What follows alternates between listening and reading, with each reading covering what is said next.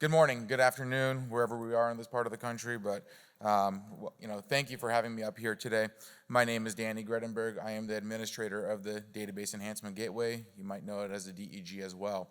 So we are a free industry resource that can help anyone touching an estimate, whether it's a repair, a technician, even a bill payer, that if they find an error, omission, inaccuracy in any of the three estimating systems, we can help address those concerns and just at the end of the day, get accuracy. As we always say, we don't want to get paid for nothing more, nothing less, just for what we do. So as an administrator, I get tons of inquiries and I get a lot of estimates. And one of the biggest challenges that I see is I write in one program, but I get an estimate from another estimating system, and nothing jives up, nothing matches, and I want it to be identical.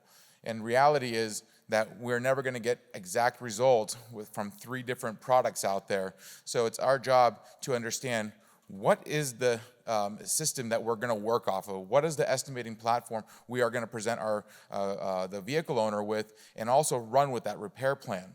What I don't want to encourage, or what I definitely shy away from, is introducing a different logic, a different database, and integrating it into one in what we call as rekeying or matching an estimate, because all you're doing is essentially contaminating that estimate with poor data.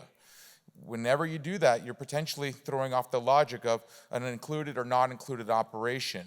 Now, when you utilize a system that the way it's intended to be used, you can come up with a workable end result that you can repair that vehicle with, and the vehicle owner can be presented with that. But how many of you have heard that, well, I've clicked on everything and I captured everything on your sheet, but there's a system difference? That system difference is not a valid excuse anymore. It's because it was a deviation, it was a manipulation, it was something that was left off or not considered from that other estimate that made it to consider the actual cost of repairs. So again, we need to realize that there's three different systems out there. They all talk differently. They all have the different logic, different P pages, considerations, and they will never line up to each other. But if you use each system the way they were intended to, you might come up with a result that you can work off that vehicle.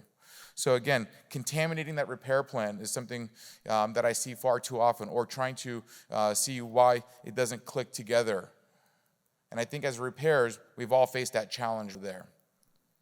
Now, as far as if something's going to be approved or not, that's a whole separate conversation that needs to be discussed with the vehicle owner. But again, it's definitely something you want to just really have that conversation and discuss with that, educate that vehicle owner on the front end and explain to them. So that way it's not a surprise down the road or later on when there's a difference in cost, why there's a short or even sometimes an overage.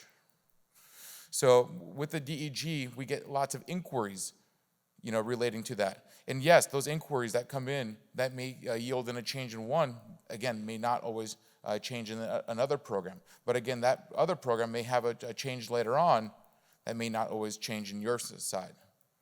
So separating those three systems, not introducing that data to each other, you can see what the difference is, but I think as repairs, we shouldn't be explaining what they missed. The conversation needs to be, what are you not authorizing to your vehicle owner, so that way you can explain directly to the vehicle owner. But we shouldn't be figuring out that job for them. So again, I hope this really just brings to light, that what the challenges are in that aspect, and that we need to really have that discussion with the vehicle owner on the front end. Now, if it's a system that you may be using the exact same thing, these databases, if you're using one program and they're using the exact same program as you, the information's the same. There's no difference in those two programs between the bill payer and the repair. But as far as one to the other, it's never going to work up.